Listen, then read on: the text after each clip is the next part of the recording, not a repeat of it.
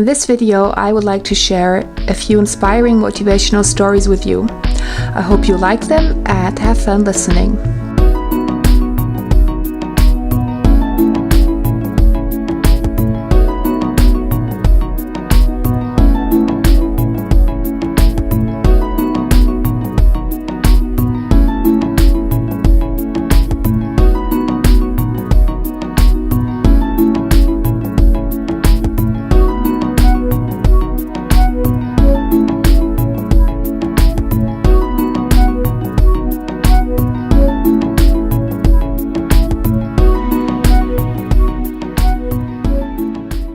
Potatoes, eggs, and coffee beans. Once upon a time, a daughter complained to her father that her life was miserable and that she didn't know how she was going to make it. She was tired of fighting and struggling all the time. It seemed just as one problem was solved, another one soon followed. Her father, a chef, took her to the kitchen.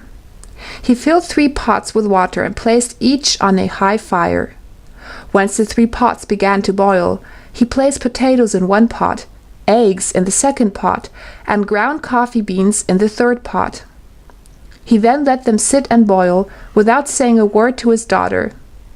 The daughter moaned and impatiently waited, wondering what he was doing. After 20 minutes, he turned off the burners. He took the potatoes out of the pot and placed them in a bowl. He pulled the eggs out and placed them in a bowl. He then ladled the coffee out and placed it in a cup. Turning to her, he asked, "Daughter, what do you see?" "Potatoes, eggs, and coffee," she replied. "Look closer," he said, and touched the potatoes. She did, and noted that they were soft. He then asked her to take an egg and break it. After pulling off the shell, she observed the hard, boiled egg. Finally, he asked her to sip the coffee. Its rich aroma brought a smile to her face. "Father, what does this mean?" she asked.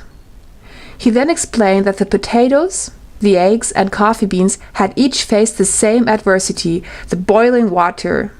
However, each one reacted differently. The potato went in strong, hard, and unrelenting, but in boiling water it became soft and weak. The egg was fragile, with the thin outer shell protecting its liquid interior until it was put in the boiling water. Then the inside of the egg became hard. However, the ground coffee beans were unique. After they were exposed to the boiling water, they changed the water and created something new. "Which are you?" he asked his daughter. "When adversity knocks on your door, how do you respond? Are you a potato, an egg, or a coffee bean?" Moral: in life, things happened around us, things happen to us, but the only thing that truly matters is what happens within us. Which one are you? I really like this story, and I can completely relate to it. After dealing with cancer and then tuberculosis after the cancer treatment, I've noticed that I had 3 choices. Either I can become weak like a potato, soft and very, very sensitive, or I can become hard. My heart can harden up like the yolk of an egg. Or I can become like a coffee bean, changing what happened to me, changing the surrounding, changing the whole problem, and turning it into something new. When I had my chemotherapy, it wasn't easy to react as a coffee bean. Of course, I would love to say, hey, I right away made that decision. But no, first I became soft, weak, and sensitive. Then I became hard. But then, after a while, I decided to change everything that was happening around me and with me, and I turned the whole situation into a very yummy cup of coffee. Here's the next story. Stuttered Growth. When I was a kid, I saw plenty of goldfish in the houses of my friends, and I remember wondering why so many people would want to keep such small, unexciting creatures as pets. Then one day, when I was about 10 years old, I went on a school field trip to a botanical garden that had a pond stocked with fish. One especially large, brilliantly colored fish stood out to me. "What kind of fish is that one?" I asked our guide. "That's a goldfish," he replied. I was confused. "Aren't goldfish supposed to be small?" "Not at all," she replied. "Goldfish will grow even larger than these. It really just depends on the size of their environment." I took in the information and determined to never again show myself so ignorant about goldfish. But it was years before I understood the broader lesson. How often have I been like a goldfish in a fishbowl? How often have I limited myself by my perception of my world? Worse still, how many times have I put others in a small bowl in my mind? How many times have I written off someone as insignificant or unexciting? How many times have I failed to see others' potential to grow? How much more could I achieve if I forgot my perceived limitations and dared to swim beyond the boundaries I've set for myself? And what would happen if I moved others from their small bowls into the ocean of limitless possibilities that God offers? Just imagine a world full of people with that perspective who truly believe that anything is possible and reach out to claim it. Together we could do astounding things. Together we could work miracles. This is also a very inspiring story. I often limit myself because I look at my abilities, I look at my own personal individual world filled with talents, weaknesses, and strengths, and I see my world as something very tiny and small, actually pretty much incapable. So that's why I myself aren't really becoming as a big goldfish should become.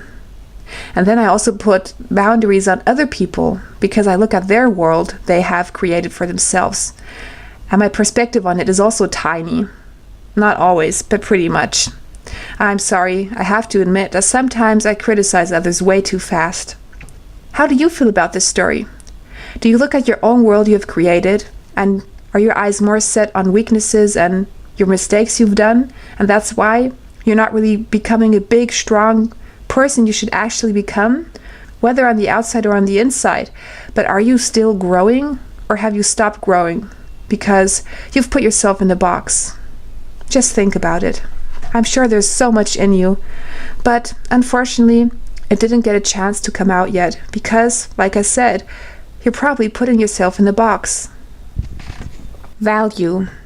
A popular speaker started off his seminar by holding up a $20 bill. A crowd of 200 had gathered to hear him speak. He asked, "Who would like this $20 bill?" 200 hands went up. He said, "I am going to give this $20 to one of you, but first, let me do this." He crumbled the bill up. He then asked, "Who still wants it?" All 200 hands were still raised.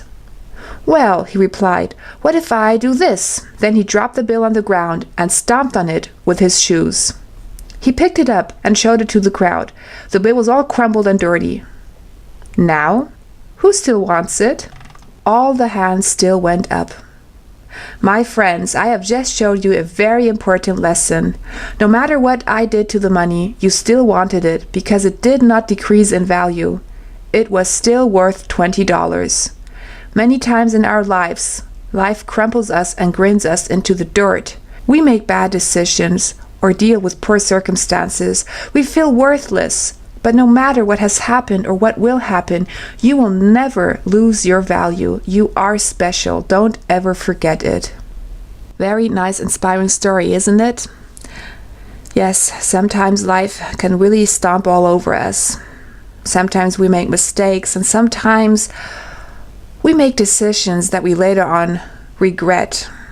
We fail, we fall, we trip, we fail, we fall, we trip, we fail, and we make mistakes again and again. But let me tell you something. Just because you have made mistakes, it doesn't mean that you personally are a mistake. Just because you have failed, it doesn't mean that you personally are a failure. Don't ever think that you are what you've made wrong in your life, that you are a complete disaster. Because, you know what? You are not. Believe it or not, but you are special. I don't know you, but I am sure that there are so many special different points about you. And if you don't believe this, then how about asking somebody you're close to? How about asking your mother, your dad, or a friend? How about asking your mate? How about asking somebody that knows you pretty good? Ask that person what is so special about you. And I'm sure that the person will see your specialities clearer than you. Because in general, it's hard for us to see what's so great about us. We are so close to all the mistakes we've done. And we also keep our nose on our mistakes. Sad but true. I tend to look more at all my weaknesses and failures I've done than looking at what I've achieved. I always have to remind myself, Natalie, stop always judging yourself by all the mistakes you've done. Don't forget, hey, you've managed this, you've achieved that. And even if it's about learning how to cook or how to keep a clean, tidy household, everything that I have achieved is an achievement. But too often we look at the big things we should achieve, the big goals, the big desires we have in life. And then we think, only if we reach that, then we are special. Only if I own a company, then I am special. Only if I have 100 friends, then I am special. Only if I finally get the woman of my life or the man of my life, my dream partner, then I am special. It's so sad how we look at what we have and identify our speciality through that. We think if we get this and that and have this and that, then we are special, then we are valuable. But you know what? You are special, independent of what you have and what you don't have. These were 3 inspiring stories. I hope you like them. I hope they could inspire you a bit. And yeah, have a nice day. See you till the next video.